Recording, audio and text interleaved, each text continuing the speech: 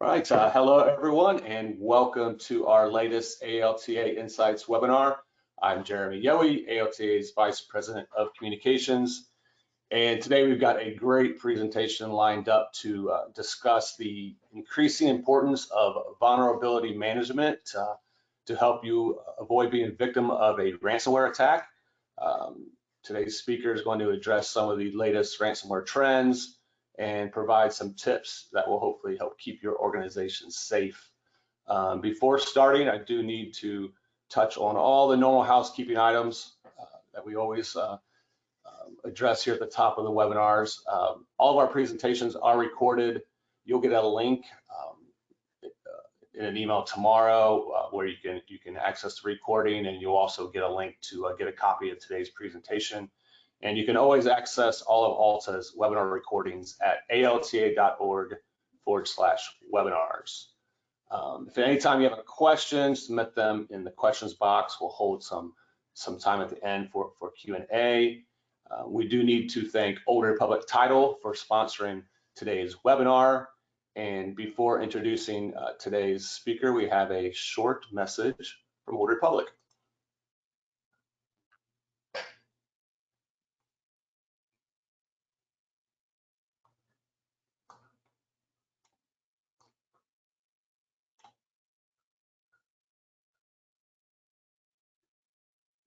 Maybe.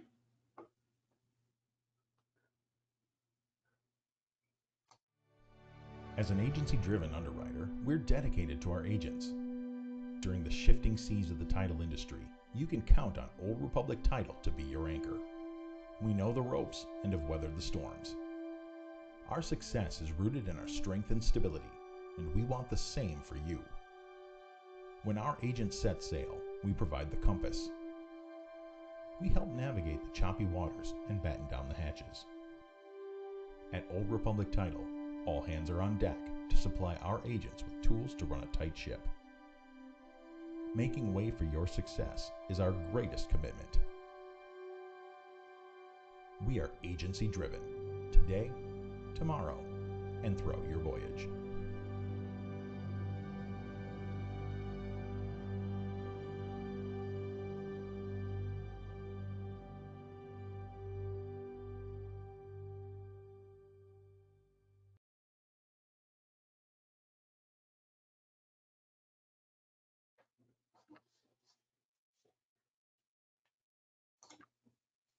All right, there we go. My computer wanted to go slow, so if we had a little black screen there for a moment, I apologize for that. Bring up the presentation again. All right. All right, well, join us today. We have Christopher Boozy. Chris is the Chief Information Security Officer for Old Republic Title. And Chris has a few slides to provide some background information and introduce himself. So with that, Chris, I will step to the side and turn the keys over to you. Well, thank you very much for having me on today, Jeremy. Why don't you flip me ahead one slide and I'll do a little bit of an introduction. So first off, I'd like to really thank everybody for coming out today. I'm looking forward in the future to meeting some of you in person. I've been with Old Republic Title now for about 2 years. I'm the Chief Information Security Officer in the company, but I have a long history in cyber. Before joining Old Republic Title, I was the Chief Information Security Officer for the state of Minnesota for 11 years, and I also spent 22 years running information technology audit. So I always like to say that most of my career I spent as an auditor throwing darts at IT professionals, and now for my sins, I've become the dartboard and I get audited all the time. So, but it's all good. I still love the audit profession, and they do a pretty good job. In fact, we have a pretty nice internal audit function here within the company. If you can flip me ahead one. And I also thought it'd be nice, since one of the things that I hope to get out of the presentation today is being new into this industry and spending most of my career in government, I would really like to be able to establish more relationships with all of you. I know there's lots of great talent in the industry. And so one of the selfish takeaways for me is that I hope I can get out to one of the in-person conferences at some point. So I wanted to spend a little bit of time letting you not only know me as the CISO, but also me as the person as well. So I live in Stillwater, Minnesota. This is my family. I have 2 kids that I adopted both from Korea. They're a little bit older now than this picture, but I still have not successfully been able to figure out that dishes actually can go into the steel thing in the kitchen. At this age, I had high hopes. Now we're a few years later, and I still haven't pulled it off. So if any of you have figured out how to train kids, please let me know, and I can take that knowledge away from you. You can flip me ahead once more. Then also, even though I'm well into my career, I've always been a person that likes to have fun too. And if you live in Minnesota and we have lots of outdoors and snow, you do outdoor stuff like Nordic skiing and fishing. And the picture there is kind of what we do. We hang out in the pontoon with Grandma and Grandpa and catch walleyes during the summertime. But our family, we like to travel a lot too. My wife and I do lots of wine trips and family vacations. And we really do like the arts. Minneapolis, St. Paul has got just a great arts culture. One of the little tidbits that that I'm proud of as a takeaway is that I have seen AC/DC 12 times now. For those of you that are old and still like heavy metal, and nobody does a love song like AC/DC. You can pass me on one more. So with that introduction, there's no security presentation that can happen unless we first talk a little bit about the threat landscape. So I want to talk a little bit about what's going on in the world from a threat perspective, and then really talk about vulnerabilities. And I use the phrase vulnerabilities are the food that hackers eat, because almost every bad thing that happens in every study we read almost always starts with the exploitation of a vulnerability. So if we're going to talk about ransomware, that's really the event that happens after the vulnerability is exploited. So I want to talk about that vulnerability, because that's really where we need to pay focus our attention on, is making sure we can avoid the bad event, not just recover from the bad event.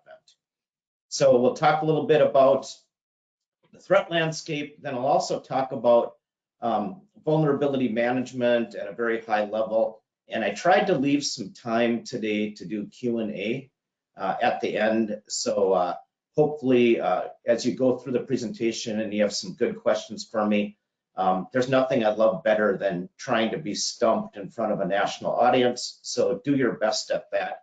The tough questions are always the funnest ones to try and answer. So why don't you flip me ahead one, Jeremy? And I just want to start off by saying that CISOs really spend a lot of their time focusing on security. But I'm convinced now, especially over the last few years, that being secure may no longer be good enough for us. We also have to be resilient.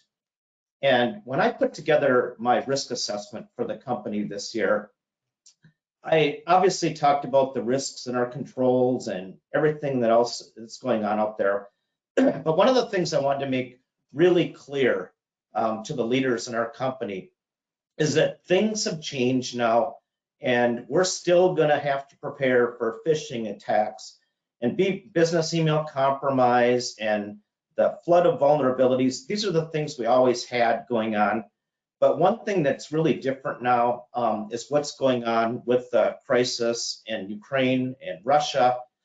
And that adds a very new element that changes the landscape pretty dramatically.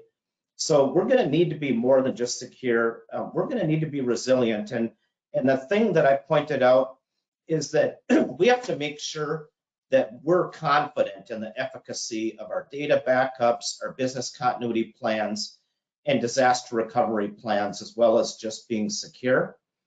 And looking back early on in my career, I think we kind of poo-pooed business continuity and DR a little bit because we figured, oh, you know what, we know we have to have that, it's a compliance thing, but we just don't think it's really going to be real.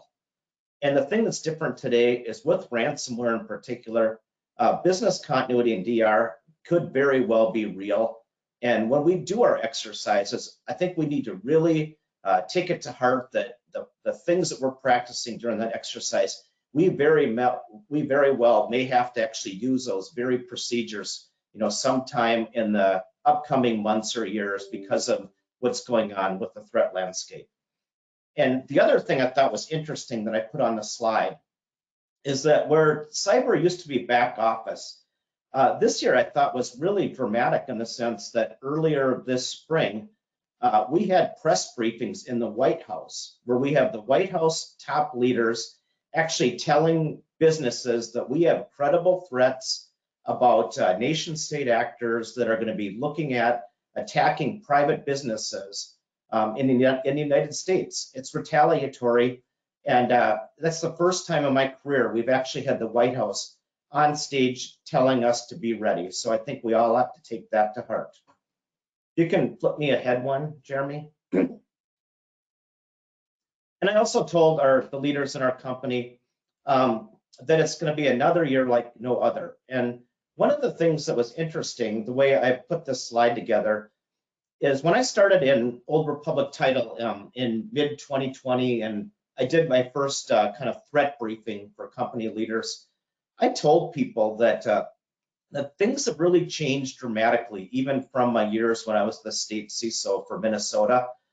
And cybersecurity has always been a phenomenally challenging job because when you just stack it up against attackers and defenders, from the attacker perspective, especially in our industry, there's always been a lot of money to be made from cybercrime. That's one of their motivators.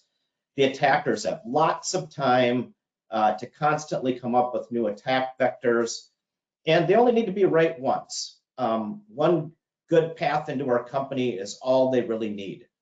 And when you look at the defender's perspective, we struggle with increasing IT complexity. The world gets more complicated all the time. We have more sophisticated attack vectors that we have to deal with from the attackers. Many of us have a lot of old technology that's hard to secure, the legacy applications that are in our environments. There's often silos of IT to manage, meaning that you're fighting the battle on multiple fronts. The business is always going to have an insatiable desire for more technology. And unlike the attackers, we have to be right all the time. So that was what we always faced as security leaders. But now we have those two new items in red. We have attackers that are out there with the sole purpose of just inflicting economic punishment. And if we're in the financial services industry, that's a really good place to hurt US consumers and the US economy. And finally, when you look at it from a defender perspective, one thing I've really noticed in this industry, even in the 2 years that I've been here, is there's definitely a rising regulatory bar that we have to face.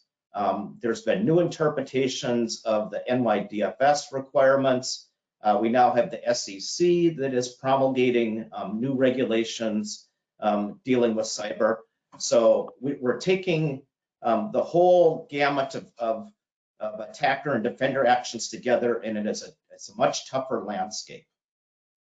The other thing that's really changing is ransomware, and that is really making the environment a lot tougher than it's ever been before. And I put on here a stat from the latest FBI Internet Crime Report. And I think it's pretty staggering to look to see that, for the last 5 years, there's been 18.7 billion. That's B. That's, a billion. I always look at it and I say, could it really be that high? That's a billion is 1,000 million. So there's almost $19,000 million were lost in the US to cybercrime. And when you look at those numbers and you look at 2021, where we had almost 7 billion, and 2020 was 4 billion, you look at this and you're starting to say, wow, things are really escalating at a really, really rapid pace today. You can flip me ahead one, Jeremy. And one of the things that is interesting is ransomware. And ransomware as a CISO is one of the things that I worry about the most. And I know in our profession, there's a lot of concern as well about, business email compromise. And we certainly worry about that with all of the attacks where, there's diverted wire frauds and all those kind of things that happen in our industry.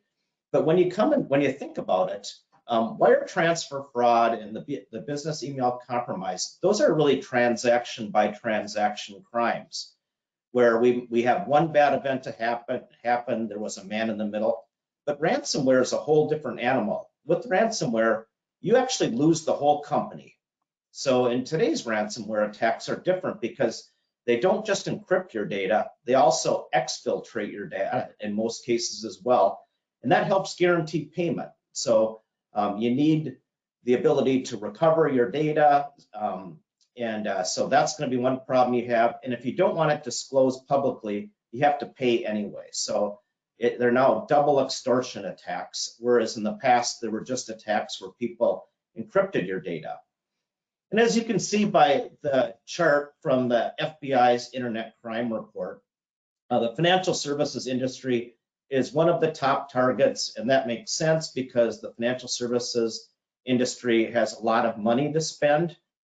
And the other thing that's really interesting about ransomware is when you look at ransomware by who is perpetrating the crimes, the top 3 ransomware operators are all from Russia. And so we have Russian threat actors that are responsible for the top 3 ransomware variants. And one of the things you're seeing with a lot of the nation state actors that are really active today is that they operate in environments where they're not being shut down by the government. So they're pretty much given free rein to wreak havoc on US businesses, very, very different from the environment we have here in the United States. You can flip me ahead one. So let's talk about vulnerabilities now and the food that hackers eat. And as I said earlier, almost all of the bad events that happen today start with the exploitation of a vulnerability. It's that little pinhole in your system that lets the attackers take hold and start to move laterally throughout your environment. You can flip me ahead one. So the goal of vulnerability management is pretty simple, even though it's a really, really complicated area of cyber. What we want to do is we want to find and fix vulnerabilities before they get found and exploited by hackers. So that's the overarching principle that we're trying to achieve here. And if you can flip me ahead one. The thing we have to keep in mind now is that when we're going through the vulnerability management process, it's all about time. So time is of the essence because we want to get these vulnerabilities out of our environment as quickly as possible.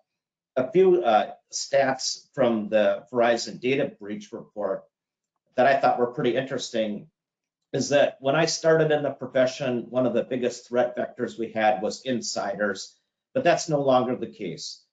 Today, 90% of the hacks are perpetrated by external actors, and that's a stat from North America in particular. And when you look at from the time of the exploit to the time where we actually have really, really bad things happen in our environment, that time is decreasing. And in fact, one of the things that the Verizon report did is they studied exploits and how many steps it took. And on average, it takes 3 steps to go from exploit to actually the exfiltration of your data. And generally, the most common are a phishing event occurs. There's immediately a downloader that gets put into your environment, and from there it moves on to ransomware. So it's a pretty quick process today.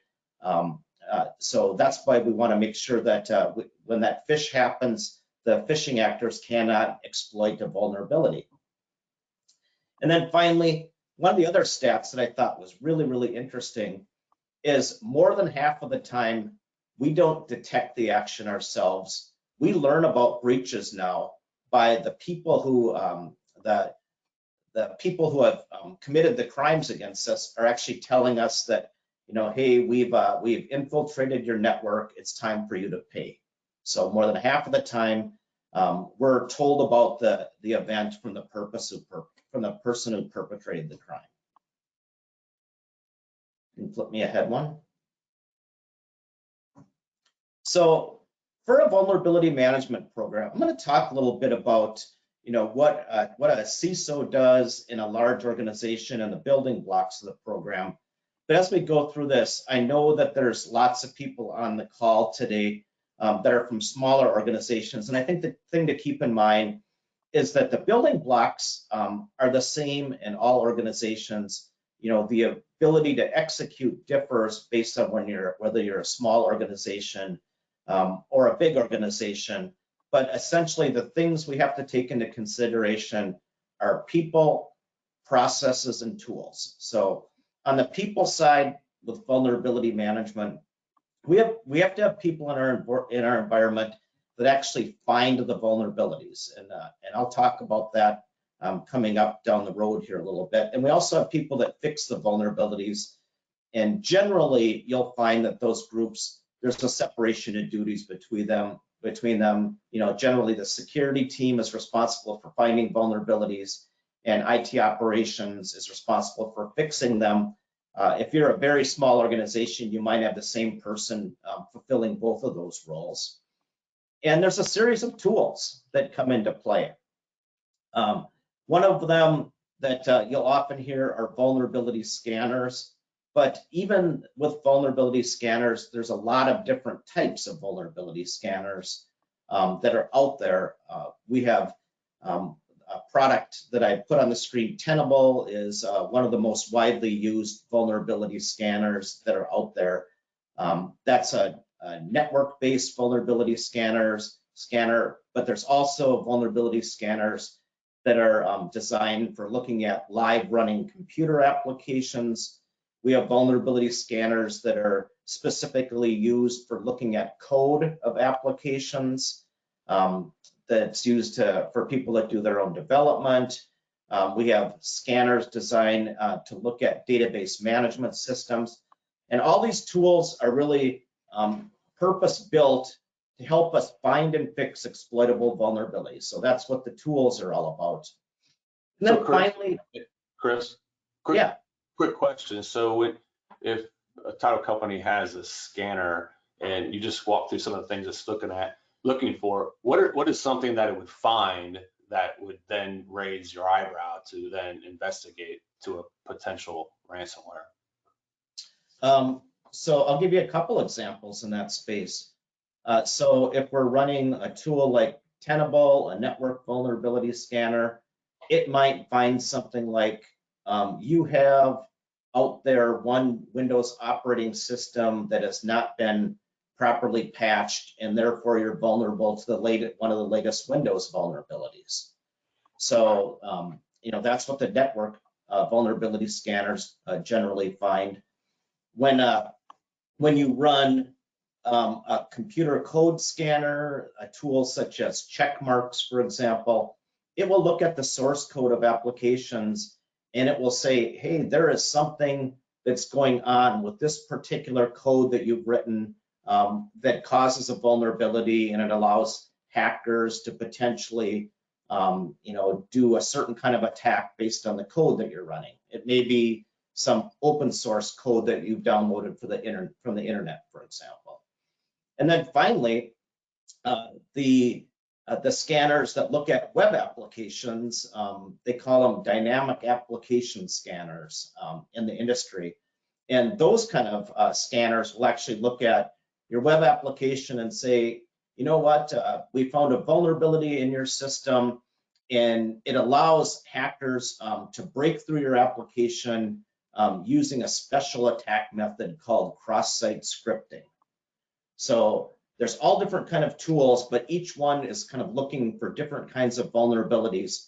But all of those vulnerabilities are generally things that hackers will look for as an avenue to take advantage of your system. Okay. So the simple step when I get a notice on my computer to update my Windows, I should do that. Absolutely. All right. Absolutely. And then finally, on the process side, when you're a larger organization, you spend a lot of time focusing on, scan frequency, remediation timeliness, those kind of factors. And I'll talk a little bit about scanning coming up down the road. But at this stage of the game, it's important to think through the people, the processes, and the tools when you're looking at putting together a vulnerability management program. You can flip me ahead one. So vulnerability management itself, it's a continuous process. It never stops. It's something that if you have a security team, they're always doing it. It's all about assessing the assets in your environment. We talked about your assets as being all the things connected to your network. It's your web applications. It's your databases. It's even the code that underlies your applications. We're always assessing those assets, and we're trying to find the problems and remediate those problems. And one of the things that we do throughout that process is we continuously generate metrics. And I want to know, as a security leader in my company, I want to know, what is my vulnerability posture at any point in time? How many vulnerabilities do I have? How many are critical? And I want to know things like, how fast am I getting the vulnerabilities out of my environment? So those are the things that I'm looking at on a continuous basis. And one of the things that's interesting about vulnerability management that really changed from when I started in the profession is that when I used to do audit work, and we would come into an organization and we may run a scanner tool as an auditor, and we'd find a vulnerability, and we made a big deal out of it and said we thought we were really special. You have this vulnerability in your environment, and because you have this vulnerability, this really bad event could potentially happen to you. And we wrote up an audit finding. But the fact of the matter is, today there are so many vulnerabilities and so many critical vulnerabilities that it almost doesn't make sense anymore to talk about the number of vulnerabilities as a viable metric. What we really need to talk about is how fast we're getting them out of our environment. So I'll let our leaders know about the number of vulnerabilities we have, but I really focus on the metric, how fast do we get rid of them? Because the art of vulnerability management now involves understanding your inventory, prioritizing remediation, and monitoring those enterprise-wide risk metrics. So that's what I'm trying to focus on in our company, to make sure that that we're watching the vulnerability posture and making sure that we're getting things out of the environment as fast as we possibly can. So Chris, you're talking about the speed. How quickly does a company need to respond if you see something that's unusual? It depends on the type of vulnerability that you find. There are certain vulnerabilities that I think you want to get out of your environment right away. So, for example, devices that touch the dirty internet world, and in fact, the devices I worry about most are employee desktops, for example, because they're constantly out browsing the internet, being exposed to potential threats. But items like desktop vulnerabilities, and in particular the new web browser vulnerabilities, those things like Chrome updates are things that I think we have to get out of our environment almost immediately if we can.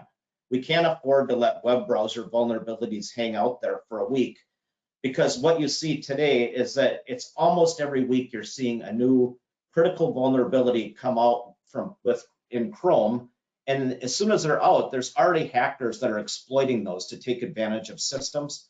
So critical vulnerabilities in devices that touch the dirty world, like web browsers, I think we're now in a professional environment where we have to look at auto updating and just setting those devices to auto update.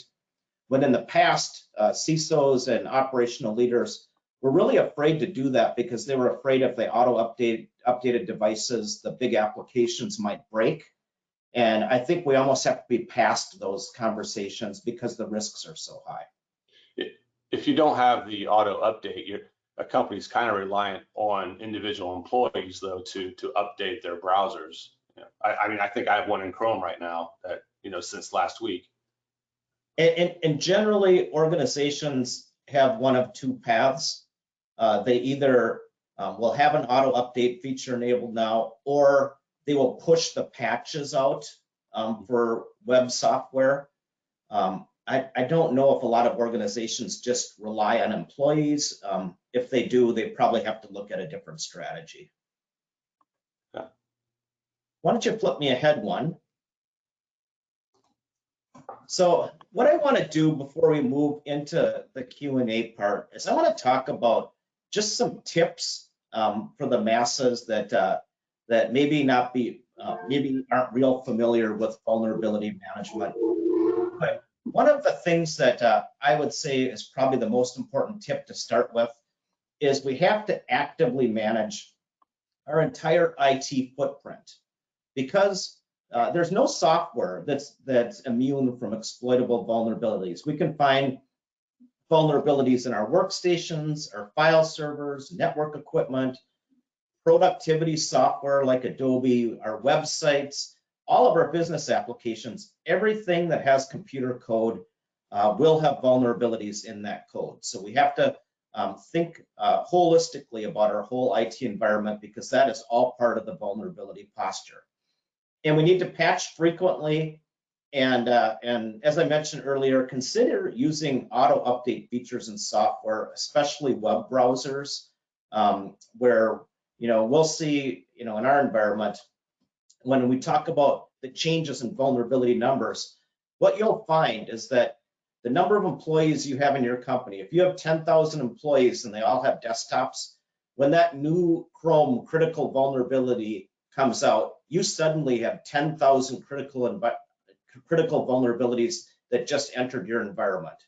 So you have to keep thinking about your vulnerability posture daily, because a lot of the devices that are spread across your environment, you have to figure out a way to remediate those devices really, really quickly today. So the tip here is understand your IT footprint and remember that everything that's part of your footprint is subject to vulnerabilities.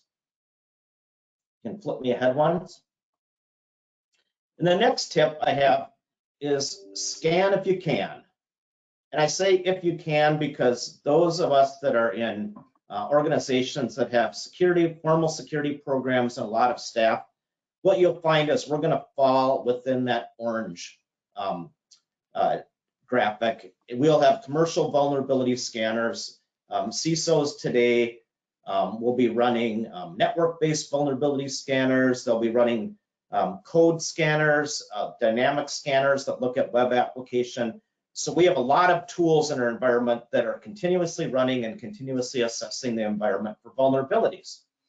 But I also realize that those tools are really expensive and they require teams to manage and oversee those tools.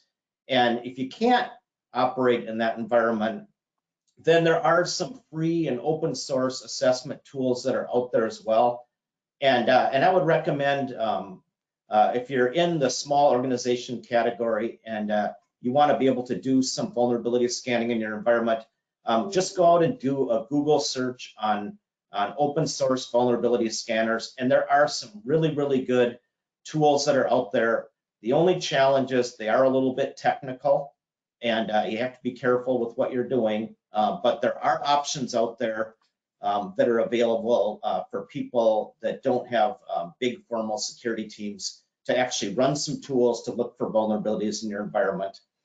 The key thing to keep in mind is that as far as coverage goes, you really need to think through and cover everything that's in your environment. You can't leave parts of your environment unchecked. And when you run vulnerability scanners, they run one of two different ways. You can run them what are called credentialed scans, and that means the scanners can actually log into the specific systems and do a deep insight into the application or the network device or the workstation to really understand what's wrong with it at a deep level. Or you can run them uncredentialed, and uncredentialed scans are really what hackers run against you. I would always recommend credentialed scanning because you get a lot better information about your true posture. So I recommend credentialed scanning. And then finally, do your scanning as frequently as possible, but think about the scans from the risk level of the device as well. So I believe that that the right bar, for example, for doing scanning of workstations is daily. And we know that with how many new exploits come out every single day, I think that if you can do it, you certainly should take those high-risk machines like endpoints, workstations, laptops, and scan all those devices daily. Other devices, such as servers that are within your data center, that are behind some levels of control, maybe you do those weekly or twice weekly. But the key thing is we want to scan our devices as frequently as we possibly can with the resources that we have. And if you can flip me ahead. So a little poll question for folks on how frequently do you scan your technology environment for exploitable vulnerabilities? Daily, weekly, quarterly, or never, because it's never going to happen to us. Yeah, if you don't mind, we'll take a few seconds here and let us know how frequently you are scanning, if you are doing it at all. Well, Chris, more than half are saying daily. Awesome. 30% weekly, 8% quarterly, and 10% never. So we'll go ahead and close that. Share the results here so everyone can see it. Awesome. So 83%, daily or weekly. That's really good news. That really is good news. Can you flip me ahead one? Yep, there we go. My third tip is to keep abreast of threats. And when you think about it, what a scanner does is a scanner looks at your environment for known vulnerabilities. But there's always a lag time between something is discovered. Vulnerabilities start off as what's called a 0-day vulnerability. Some hacker figures something out and writes an exploit so that they can start taking advantage of systems. And so things quickly move from a 0-day exploit to something that is in the wild that people know about. And it's only then that the reputable tool vendors develop signatures to detect that vulnerability in your environment. So if you have a really good vulnerability scanner, there may be 3 or 4 days before when the exploit is launched to the point where they have signatures to find it with the tool. So that's why I recommend, along with thinking about vulnerability management, you also have to have a key eye on what are the threats that are happening out there as well. So this is actually my threat list from my web browser. And every day, I just quickly browse the hacker news. I'm a member of the Financial Services ISAC. They have really good threat feeds that we get every day. CSO Magazine, Dark Reading, Bleeping Computer. This is my source list that I use. And I think these sources do a really, really nice job of keeping you on top of what's happening in the industry. If you can afford commercial threat feeds, that's really helpful as well. The FS ISAC is a little bit different. It actually is something that we pay for our company so that we can be a member and get the threat intel from the FS ISAC. You can flip me ahead one. Tip 4 is practice defense in depth. And one of the things that we need to do to make sure that we're not subject to being a victim of ransomware, having other bad events in our environment, is looking at and mapping our environment against a best practice framework. One that I really like is the CIS controls, and you can go out and download it for free, but it's really, really easy to read. And they have 3 different tiers within the framework, one for small organizations, one that is medium, and then one for very large organizations. And this was when this originally came out, it was called the top 20 security controls. Now there's more than 20 security controls in there. but it's designed to focus on what's most important from a security perspective. So I really like using this as a benchmark. And in particular, just a couple things that I wanted to mention that I think are really some of the tasty morsels that hackers love to eat. We talked a lot about the unmitigated vulnerabilities, but today, if we're using simple passwords without multi-factor authentication, simple passwords become child's play for hackers today. So we really need to focus on multi-factor authentication, especially for anything that is internet facing. Fact of the matter is, if hackers can get the credentials for an account, we want to make it as difficult as possible to use that account by having to know a second factor as well. And then finally, the ability to install software on workstations, and that's called administrative rights. One of the things that really goes a long way is a simple hygiene practice of not allowing employees to install software, because if somebody gets a hold of the employee's credentials through phishing or some other mechanism, if they can install software, that means the hackers can install malware on that device. And that's why it's important to remove those administrative privileges. You can flip me ahead once. In tip 5, I'm just saying I know when to fold them. And when you look at the risks that we face today, I really think cybersecurity has really become a high-risk, big kids game. And if we can, it's time for all of us to really start looking at leveraging vendors who are really up for the task.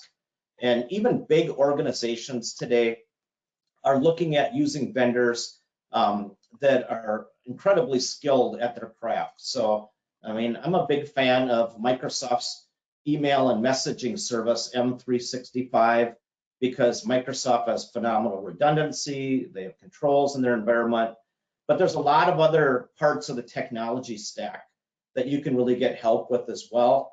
Endpoint detection and response. There's now vendors that are really, really good at managing the endpoint security. And not only will they, provide software, but they'll watch your devices 24/7, 365. And the vast majority of organizations can't afford to have 24/7, 365 security staff in a world where we really do need that today.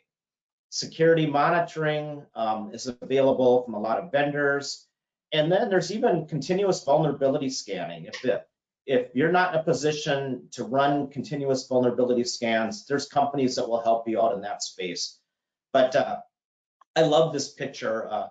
When I was a kid, I always thought King Kong Bundy was one of the scariest all-star wrestlers. And if we're running IT environments that we really can't do all these best practices for security and having that hygiene that we need, I really look at it as kind of stepping into the ring with a guy like King Kong Bundy, because the hackers today that we're dealing with are really sophisticated and they're really, really good at what they do.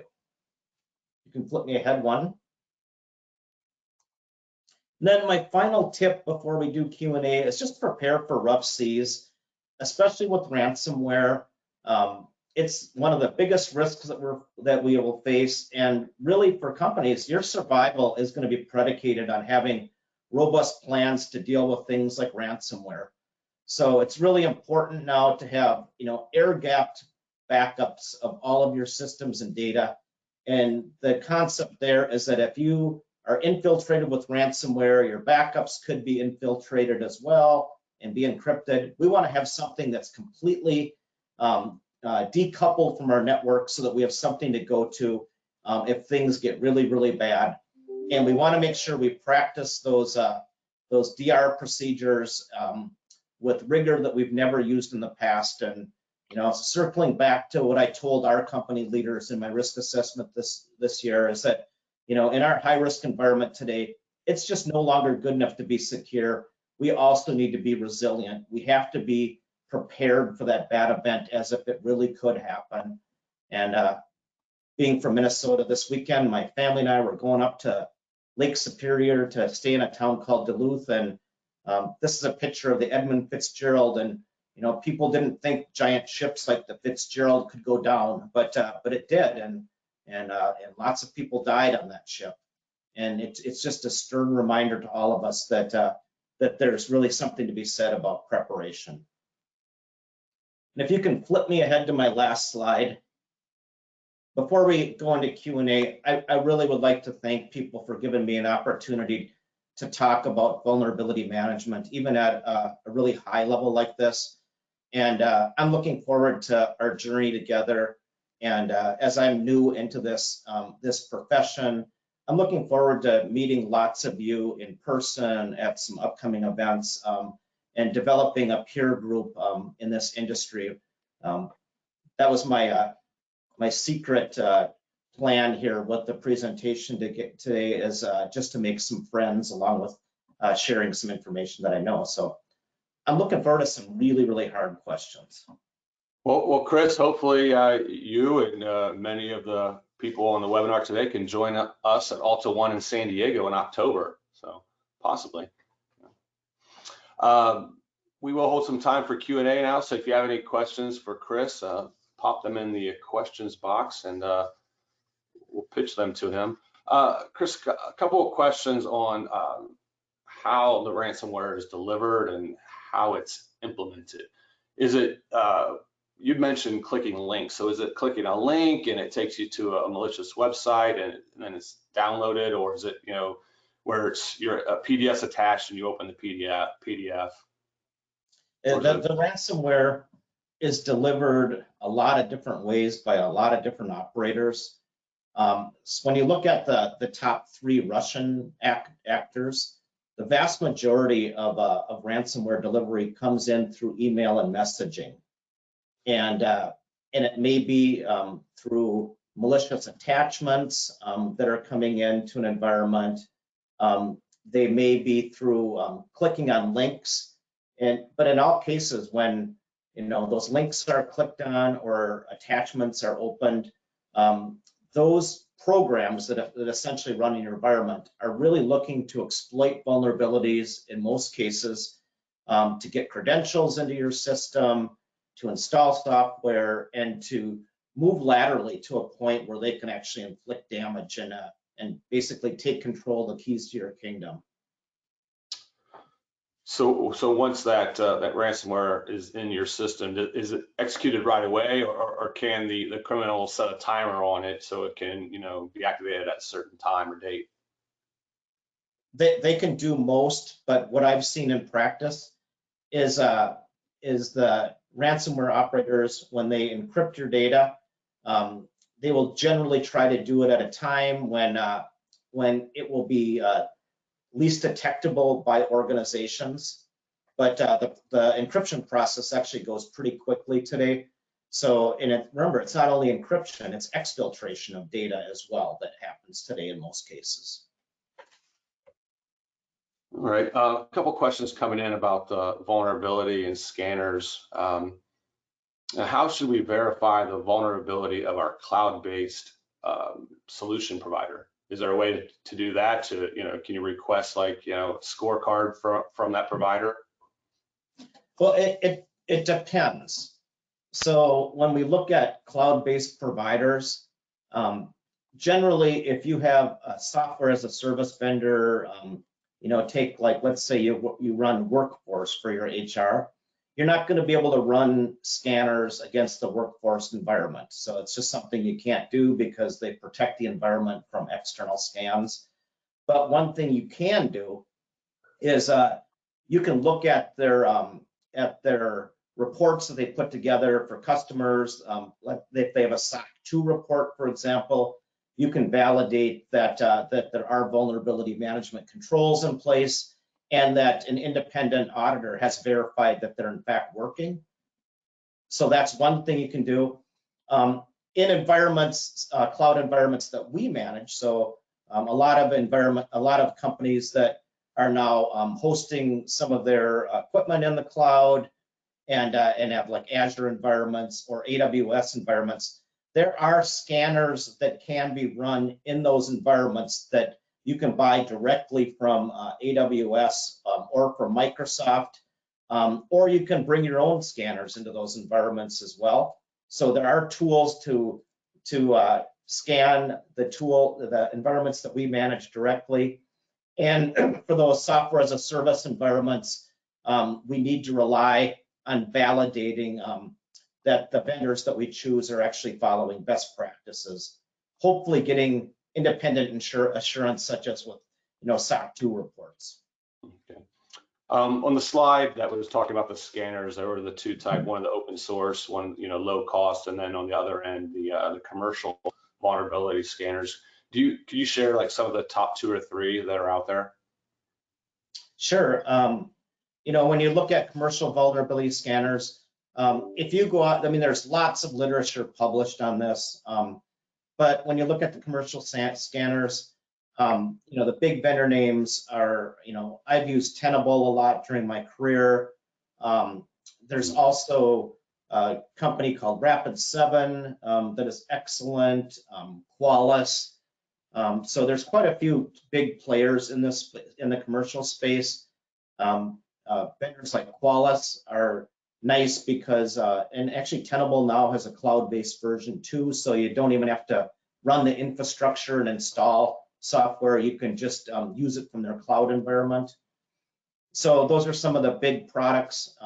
In the code scanning space, there's big vendors such as Checkmarx and Veracode are some of them, and Invisity is a vendor in that space as well. So there is no shortage of really, really good tools, and you can, if you're looking at buying some tools, you can certainly find good research with Gartner and other sources about security tools. But I think really more than the tool is the fact that you have a tool and are using it diligently to find and fix vulnerabilities.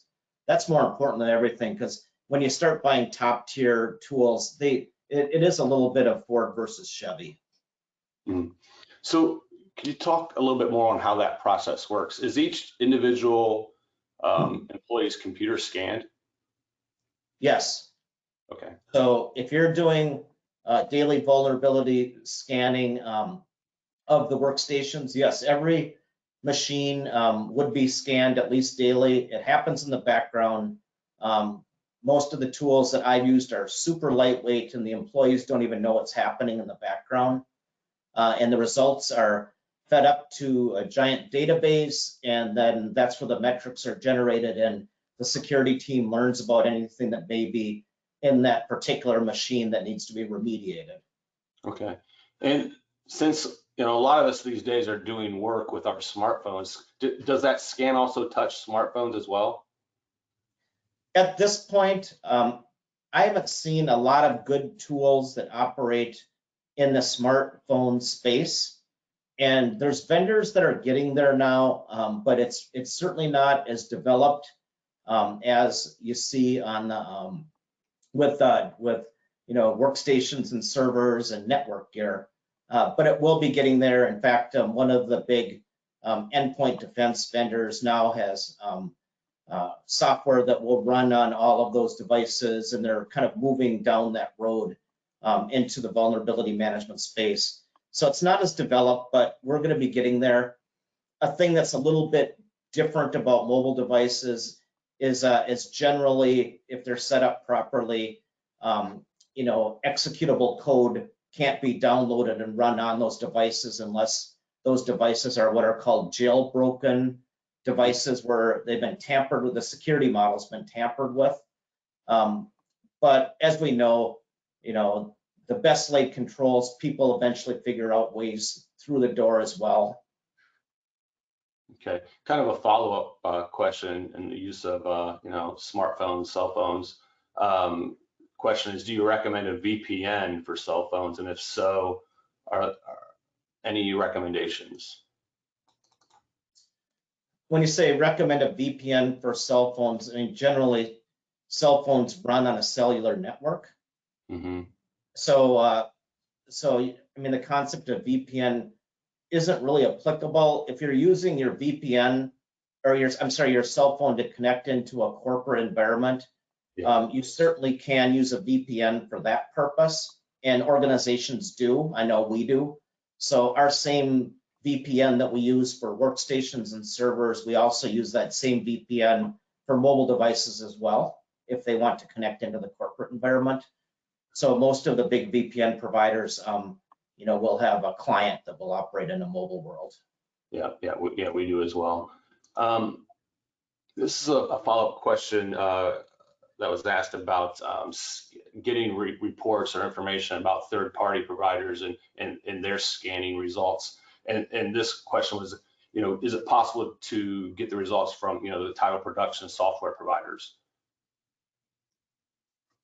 If you have a relationship with the vendor that you're using, a lot of the art of this process is when you initially set up that relationship and you put a contractual arrangement in place to make sure that you have terms and conditions to know something about their security posture. So our legal department in our company has put together a standard template that we use for vendor relationships, and that helps us make sure that we think about all those kind of things when we establish that relationship.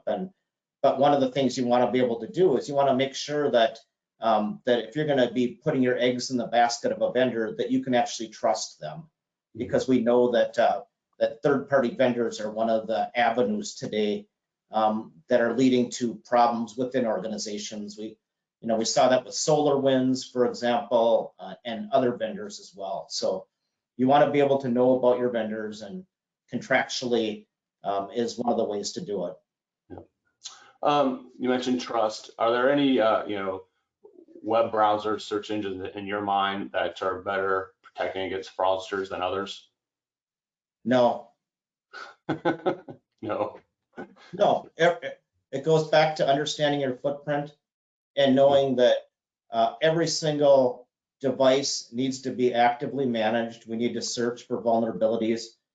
You'll hear a lot of people say, oh, Firefox is better than Chrome, it's better than Safari. But when you watch the wire, all software has vulnerabilities, and even software from really great organizations. You think about the phenomenal gobs of money that Microsoft has spent on secure development practices, but they still have problems with their software, and you still have to actively manage it. Mm-hmm. So I don't think picking one vendor over another, necessarily makes you immune from vulnerability management. Okay. All right. We've pretty much worked through the questions. We do have one more poll question we want to ask you, and it's about the ALTA registry. Do you know how many locations are currently listed in the ALTA registry? And as you're making a guess, just wanted to share that there's additional incentive now to have your company listed, as the registry is the sole provider of title and settlement agent data feeding into the MISMO e-eligibility exchange. And this is a platform that helps determine how digital a transaction can be. And looks like about 41% say 5,600. The answer actually is 9,250. So we are getting closer to the 10,000 mark for title companies that are listed in there, and it's going to keep being a very useful tool for everyone involved in the transaction to really understand how digital it can be, and for your company to get lender business in the future. Chris, one more question here, and then we'll share some parting words. Could you just maybe explain a little bit more what patching means, getting software updates? Patching is pretty simple. Whenever there's some kind of exploitable flaw in code, it's applying a fix to remediate that flaw. They're generally put out by vendors. Okay. All right. Well, just a reminder, if you missed parts of today's webinar, or if you think others in your office would benefit from listening, recording the presentation will be available on ALTA's website at alta.org/webinars, and you'll also get an email tomorrow with a link to the recording and a copy of the presentation. Just want to highlight a great resource on ALTA's website. It's the cybersecurity incident incident response plan. You can use this tool to help your team establish and maintain secure systems and be prepared to act quickly if an incident does occur. And again, that's all available to members on Alta's website. And with that, that will bring us to the end of today's presentation. Chris, thank you for sharing your expertise on cybersecurity and ransomware issues. Hopefully we'll see you out and about at a live event. I'm looking forward to meeting lots of people and making some friends in this profession. Okay, all right, fabulous. Well, thank you again. Take care, everyone.